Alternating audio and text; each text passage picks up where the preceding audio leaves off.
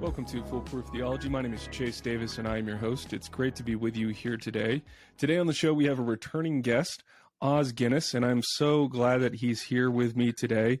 We're going to have a great time discussing his book, Signals of Transcendence. If you've listened to my podcast, you know this is something I care about, cultivating virtue, getting connected with God in your life, understanding the importance of place and people, and the people you surround yourself with, the importance of community. So, Oz, thank you so much for being on the show today. Well, delight to be with you again, Chase. Thank you. Absolutely. I guess my first question right off the gate is, what was the inspiration behind writing this book, Signals of Transcendence? Well, this one owes a huge amount to Peter Berger. I did my doctoral thesis on him, and I was very intrigued by a little book he had in the mid-'60s, A Rumor of Angels. Much of it he took back on secularization. It was wrong. But there's one chapter called Starting with Humanity where he has this idea of signals of most intriguing.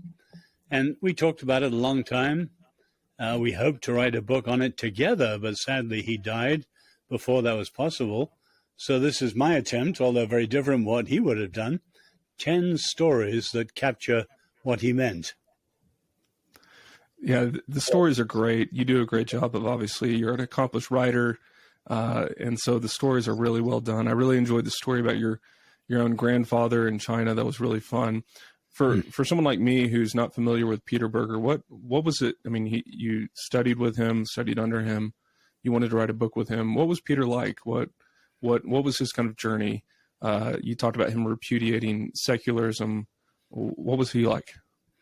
Well, he was an eminent sociologist, but behind him was his growing up in Austria. He was a Lutheran, but he grew up, of course, under the shadow of Hitler and all that Hitler's time overtaking Austria and the Anschluss, all that meant. So he became a world-famous sociologist, often bucking the trends. But underneath, he was a passionate believer. Many people didn't realize that.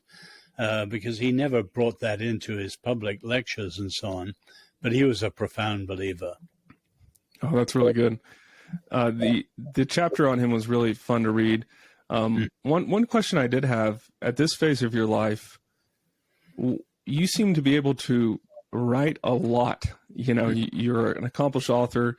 Is the rhythm for you at this point to kind of publish a book a year, or do you have kind of a plan that you are, I'm gonna knock off these tasks, or how do you get so much done? How do you write so much at this phase in your life? No. In a way, that was the silver lining of COVID for me. I mean, I've written, and I used to write at weekends or on planes. In other words, around the edges. But then came COVID, and in the first year of COVID, I was able to write 4 books, and it sort of opened the sluice gates and allowed me to pour out a lot of stuff that'd been on my mind. But I don't have any set pattern. I just do one and then another. Some are short, some are long, some are easy, some are tough. I just do them as they come. That's great. I think we share that in common. The only book I've written was written in COVID as well. So It did provide some unique opportunities during that season. One of the quotes from your introduction in the book, I just want to read that for the audience. You say this: overall, this shrunken view of truth and modern knowledge acts to form a gigantic global conspiracy against transcendence. And so I was curious, and you talk about it in the book kind of a couple of times at least. It comes up with technology, but I was curious how you see this playing out for people today, particularly younger generations, with technology, with government. How do you see this kind of global conspiracy, so to speak, against transcendence play out today? What would be a couple of examples you could point people to?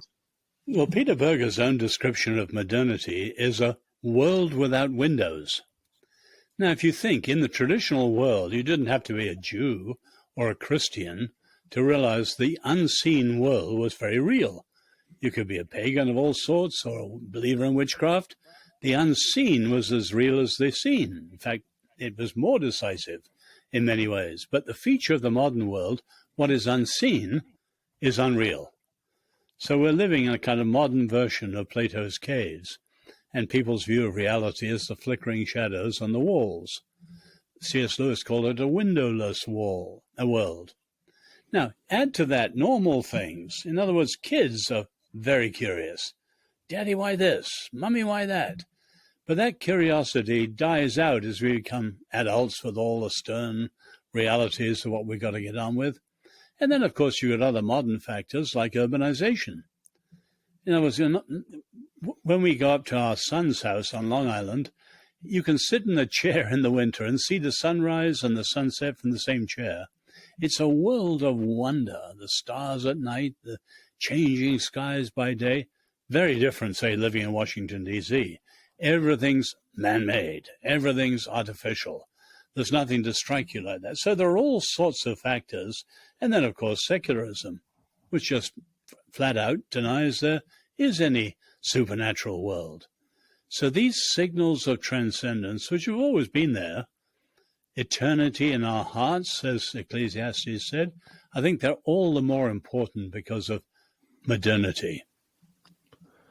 When you talk about signals of transcendence, one thing I was curious to hear about was, can you think of a couple of signals of transcendence in your life, a couple of experiences that you've had personally that you can even identify with the authors you wrote about that was maybe a moment that was a signal of transcendence for you? Well, I didn't come to faith that way. I came to faith when I was 18. Obviously, my parents were missionaries in China, and I was with them for the first 10 years. And then when the communists took over, they were allowed to ship me home to England. So I didn't have their immediate influence in my teenage years. So I knew enough about the Eastern religions not to be terribly interested in Buddhism or Hinduism. For me, the great debate was between secularism. On the one hand, I read Nietzsche and Sartre, and my hero then was Albert Camus. And on the other side, I read Christians, Blaise Pascal, whom I still love, G.K. Chesterton and C.S. Lewis, both of whom I still love.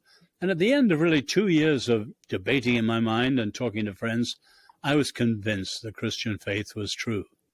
So for me, in that sort of teenage period, there was no signal of transcendence. In other words, many of the people in the book that I've written are atheists. In other words, they strike people with a very different worldview. People who are convicted of their position up till then, or complacent in their position up till then, and that's why it strikes in.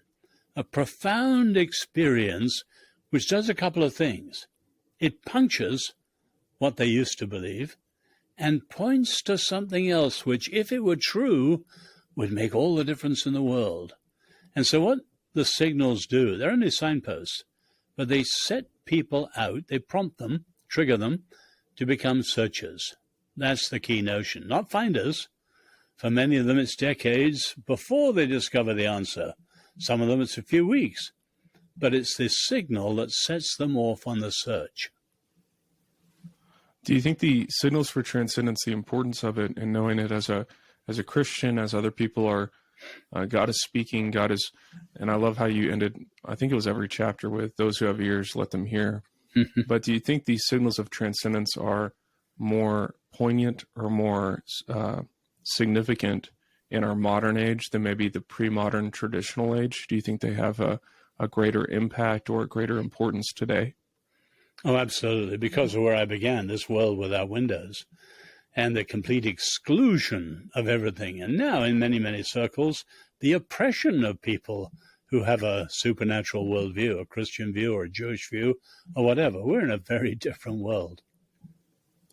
One of the things you mentioned is, going back to Plato's cave, is how a lot of people live unaware and unconcerned. And a lot of people live this way in a windowless room, room without windows. And so I'm trying to understand, as someone myself who's fairly connected, who's fairly, I would say, concerned and aware of what's going on in our country, what's going on in the world.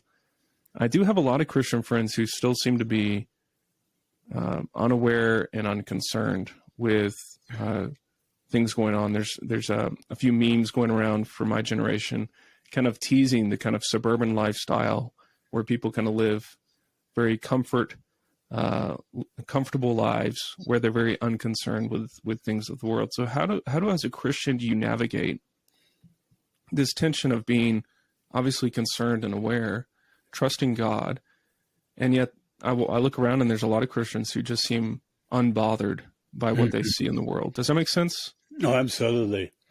I'm always grateful that I'm a child of the 60s. People think of the 60s and its craziness, which it was. But in the 60s, drugs, sex, rock and roll, all that, you had to think everything back to square one. You couldn't take anything for granted. The 50s, you could. You could just swim along, rest on your oars. 60s, no. What did you believe? Why did you believe what you believe? Can you defend why, etc.? Now, you, of course, Chase, you live in Boulder. And Boulder is a little town that's very like the 60s as a whole. Whereas many people live in very comfortable suburbs in, say, southern towns where these things haven't come to them yet. Now, we know, all of us, you take Socrates' great line, the unexamined life is not worth living. Everybody should think enough, care enough to think things through, and we who follow Christ more than anyone. But many don't. Now, sadly, the culture is degenerating fast. America is rapidly entering its Weimar period. So even the complacent Christians, the most comfortable Christians, are slowly being woken up. Have you figured out, as someone who has been an apologist, who has written a lot and spoken a lot on these matters, have you discovered a couple of maybe tips or pieces of wisdom about how to help people who are unconcerned? I think one of the critiques I've received is people perceive me as anxious, or people perceive me as, too worked up about these matters. Mm-hmm. And that may be true or may not be. That's for my church community to help me decide. But have you found a way to help maybe waken people up to the concerns of the world? Because, one tactic could be kind of, putting their face in front of it, showing this is what's going on, wake up, and trying to do like a ice bath where you shock them into reality. What have you found to be a helpful way to kind of bring a sense of self-consciousness, of reflection to people who live a more comfortable life? We'll put it that way. Yeah, no, there's no simple answer. In other words, some people will only be woken up by life, by history, and by death. Now, our challenge is to wake them up before, if we can. And I think the general approach is to constantly raise questions. So when we're talking to people really convinced of their unbelief, we've always got to start by raising questions and pushing them to see the logic of their unbelief. But now with our fellow believers who are complacent, we've got to raise questions to get them to see what's happening. Because you think of the famous Martin Niemöller syndrome. So, the people like Bonhoeffer, who saw what was coming in Germany very early. But there were good pastors like Martin Niemöller who didn't. And as he said later, they first came for the trade unionists, but I wasn't a unionist, so I didn't speak up. And then they came for the Jews, and I wasn't a Jew, so I didn't speak up. And then they came for the Catholics, and I was Protestant, so I didn't speak up. And then they came for me, and then there was no one left to speak up. And that's the effect we've got to say, not with alarmism or fear-mongering, but to tell our generation the choices are becoming deeply, deeply serious. I mean, I'm living in Washington, D.C. Almost by the week, sometimes by the day, you see the degeneration of this country. The old classical saying, the worst is the corruption of the best. So it was Germany, a Reformation country, the heartland of the Reformation, the most educated, civilized culture, a nation in Europe. Out of it, National Socialism and the death camps. Make no mistake, America's very genius and its freedom means that when it's corrupted, it will produce monstrous evils. That's a great point. And yeah, I really appreciate the kind of, how'd you put it? The worst is the best, or the best becomes the worst? The worst is always the corruption of the very best. Man, I've seen that to be true for sure. A quote you mentioned in your book, and I just wanted to read this for the audience. You say this: thanks to our political philosophies, we can banish all sense of indebtedness, dependency, and duty through invoking the magic word rights. Responsible freedom is the way out. Self-reliance, self-discipline, and self-denial are yesterday's ideals. Duties and demands were our parents' world. The result is a generation that is both spoiled and stunted. Spoiled because we have our psychobabble and our socialist politics have taught it that the world owes us everything, and stunted because we have lost our sense of wonder and gratitude to be alive. The result is simultaneously an inflation of rights and a devaluation of life. I thought that was a really helpful summary for people to really put a fine point on what we're experiencing today. Something you mentioned in that, self-reliance, self-discipline, and self-denial, all three Christian virtues. Something I feel at tension with, in evangelicalism in America particularly, is this idea of self-reliance and, trying to avoid kind of tropes about pulling yourself up by your bootstraps, but taking responsibility for one's life.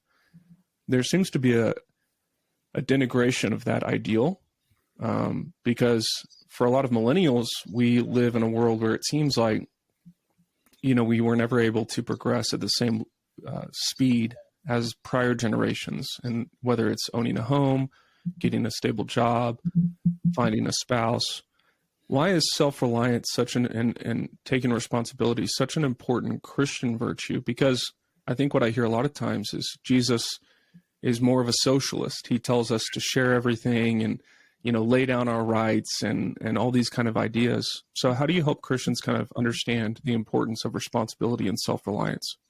Well, take one particular cut on the question, Chase. Take democracy. If you ask the average American, what's the most famous American saying on democracy, they'll probably quote Abraham Lincoln. Government of the people, by the people, for the people. Terrific.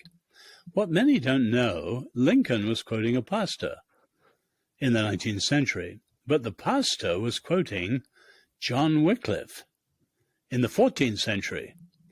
And Wycliffe was saying, if we give the Bible to ordinary people, which the Catholic Church didn't, it was kept in the hands of the clergy, if we give the Bible to ordinary people, it will make possible government of the people, by the people, for the people. That's the origin. In other words, in the scriptures, you have a freedom that is within a framework and so on that doesn't run out. So you have a very deep and realistic view of freedom. Now we've got to restore some of that. And of course, the American experiment partly came from the book of Exodus, with the rediscovery in the 17th century of what was called the Hebrew Republic. Well, one of the notions in Exodus is the reciprocal responsibility of everyone for everyone. Every Jew is responsible for every Jew, as they put it. One for all for one, as the Three Musketeers said later. Now, we've completely lost that notion of rights mean responsibilities and so on. So a lot of the current views of freedom are specious and dangerous and disastrous. And we've got to say, choose freedom, rather like Moses did to his people. I put before you blessings and curse, life and death, choose life. And today you've got to choose freedom, but the biblically understood freedom, not the specious secularist or radical Marxist views and so on. So we've got to know what these things mean and why we stand for them. We can't be content with cliches. You talk about it in the postscript. You mentioned how Western civilization, we've talked about it here, is in a kind of free fall and evident decline. You describe it as a cut flower, which has been a very helpful illustration that I've used even in my preaching to help people kind of understand what they're seeing in our own city and our own culture. I guess my question is your experience in China. You lived through the communist revolution there, and then you're watching what's going on in this country. And obviously we would pray for an awakening, a renewal, where people encounter signals of transcendence. What do you think Christians ought to do? What is their duty and responsibility given such a climate? I mean, part of me wonders, should we more forcefully resist, or should we build new institutions, or what does it look like in this day and age to be a Christian? Because, the temptation, I think, for a lot of Christians is like, be a good Christian, share the gospel, raise a good family, and be content with that. But all the while we see our neighbors suffering, our neighbors choosing patterns of death in their life. So what do you think the responsibility of Christians is in a revolutionary age? Well, again, Chase, you're raising deep and profound questions that could lead us off into all sorts of useful areas. But again, one crack at it. I meet Christians all the way across this country who said, things are in bad shape, but I'm just keeping my head down, and I'm trying to be faithful like the early Christians were under Rome. And I say that is dead wrong. The early church were faithful, yes, but they were under an imperial dictatorship. They had zero room to move, but they were faithful within the limits they had. Here in the American Republic, which remember is partly coming from the Hebrew Republic, so that covenant in Exodus became constitution in 1787 and so on. You're in a republic where every citizen is responsible for the health and vitality of the republic. So for Christians just to keep their heads down is not only a failure of discipleship, calling, they're not being salt and light, it's a failure of citizenship, and it's absolutely disastrous. So the scandal of the American church, if you look, say, Britain, France, Germany, many of the countries in Western Europe, the church is a tiny minority now, openly rejected.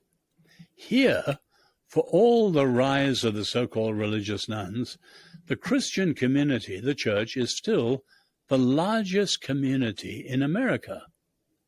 So you take our friends, say the Jews, they are 2% of America. But if you think, they punch well above their weight, intellectually, Right. culturally, financially. And we who are a huge majority, and our Lord calls us to be salty and light-bearing, we're non-influential. In other words, part of the problem is a real failure of discipleship. So I would say, yes, we've each got to engage with our in the spheres in which we're not responsible for the whole. You aren't, I'm not, no one is. But we each have spheres of life, yours spreading out from your ministry, mine as a writer. Now, at the end of the day, all our spheres are pretty small, but if we're each faithful to the fullest extent in our callings, in our spheres of life, then altogether we make an incredible impact on this country. And I think a revival of discipleship and calling and faithfulness would actually do more to turn America around in 10 years than many of the activist movements and so on put together. Now, I'm not saying we don't need those, because they are part of the spheres of many other people and so on. But the challenge is to us as Christians. Shame on us if things go downhill faster. Amen. That's a great word for my audience. Going back to the content in the book, one of the most curious characters that I always enjoy reading is Chesterton. He was clever, punchy. He was writing about things that were almost prescient. They were prophetic in terms of what he was seeing even in his own day and how those kind of wise words apply to us today. Tell my audience a bit about Chesterton, and particularly you wrote about the dandelion. Tell my audience a bit about his story with his Signals of Transcendence. Well, some of the signals of the 10 I've described are negative, evil, and some of them are very positive, and Chesterton's is positive. If you were in my study, where I am, on the wall opposite me, I have 30 or so of my heroes who are writers, and one of them's a photograph and an autograph by Chesterton. And even his signature has the flourish of so much of his style through the whole of life. But you remember when he grew up in very comfortable West End London in the 1890s. And when his friends and he were ready to go to college, most of them went to Oxford and Cambridge, naturally. But he was an artist. So he went to the Slade School of Art in London. And it was rather like the intellectual climate. It was rather like postmodernism today, debunking, deconstructing, cynical, ripping down, you name it. Huge amount of nihilism. And Chesterton said he openly flirted as a young man with the occult and has various sketches and drawings in that direction. But, he said, looking back, what stops him going down the dark road? He was stopped in his tracks by a dandelion. In other words, not by the birth of a baby or a Mozart sonata or a margarita in your hands and the sunset in the Californian beach, but a humble weed. What was it? He well knew the world of darkness, brokenness, ruin. But there was also beauty. Amidst the ruin, there was beauty. So he said he had to search for an answer that explained not one or the other, but both. And I know you've probably read his book, Orthodoxy. The excitement when he describes coming across the Christian faith and realizing it's bifocal. It sees the brokenness, it sees the beauty, and explains both. And his excitement is almost like Archimedes crying, Eureka, and leaping out of the bath. You know, the prose on that page is incredibly excited and stylish. And that's how Chesterton became a seeker and then later a finder. That makes sense. Yeah, he's a great author, and I would recommend Orthodoxy to anyone. And just take some time to look up some of his quotes on Google. You can just search those out because they're really fun, great to read. I was curious, as I read your book, I was wondering if there was one author or one story that you were recounting in your 10. Was there one that stood out to you that you enjoyed writing the most about, or that you found most satisfying to write about? Well, I enjoyed most of them, but the one I think that resonates most with audiences that I speak to is W.H. Auden, because it's all about justice. And you can think in our world today, post George Floyd and 100 other factors, justice is the passionate desire. I love that. Now, Auden left Oxford, a brilliant poet, a well-known atheist, and an open gay at a time when it was most unfashionable to be gay, and also on the left wing. And he fought against Franco in the Spanish Civil War. But then came World War II, and he moved to New York to escape the looming war clouds. Now, no television in those days, so you had to follow, if you wanted to see anything, go to your cinema, the local cinema, and see the Pathé documentary news. He lived in the Upper East Side. The Upper East Side then, in the area called Yorkville, was largely German, unbeknownst to him. Now, of course, America had not entered the war. So Britain declared war on Germany and Germany on Britain. And people were supporting Britain and other people were supporting, the Germans obviously, Germany. And in the darkness of the cinema, the weekend, the documentary was on the siege of Poland. And Nazi stormtroopers were bayoneting women and children brutally. And the German audience through the evening cried out on behalf of their fellow countrymen, kill them, egging them on. Auden was horrified. In 5 minutes, his whole worldview was overturned. First, he said, I knew we were evil. I'd always thought we were basically good. A little bit of politics, psychology, education, and the goodness of humans would show through. No, there was evil in humanity, he said, including himself.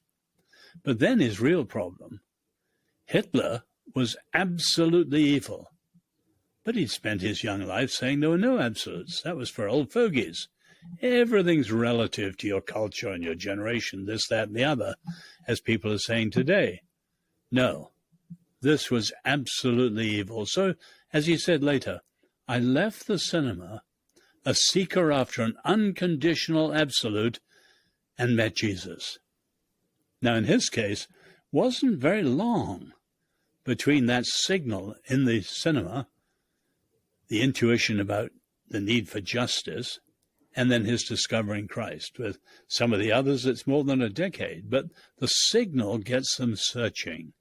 And that's the key idea. The searching, or the question, the signal, is the beginning of seeking. Yeah, that's a great story. I love hearing that. I'll have to read that chapter again, because it's a very powerful illustration for our time. And for your people around you in Boulder. Yeah. I mean, they are passionate about justice, but the left-wing view of justice and the way they tackle it is entirely different from the biblical view of justice and the way the prophets proceed and so on. There are far too many young Christians who, I would say, drunk the Kool-Aid. In other words, they've heard the word justice, leapt to their feet and saluted, and haven't realized they've taken on too much of the left-wing ideas and betrayed the biblical ideas. Yeah, that's something I even experienced as a pastor as I try to disciple people.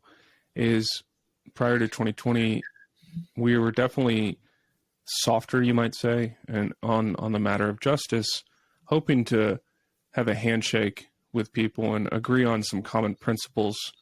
And I didn't realize that we had kind of been derelict in our duty to equip people on this topic, whether because of our own youthfulness or ignorance.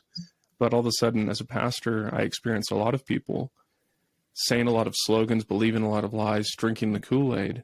And then I have a responsibility before God to redisciple them. And it created quite a conflict in many churches as you try to help them see whether it's talking about economics or ethnicity or a variety of issues, and you're trying to redisciple them.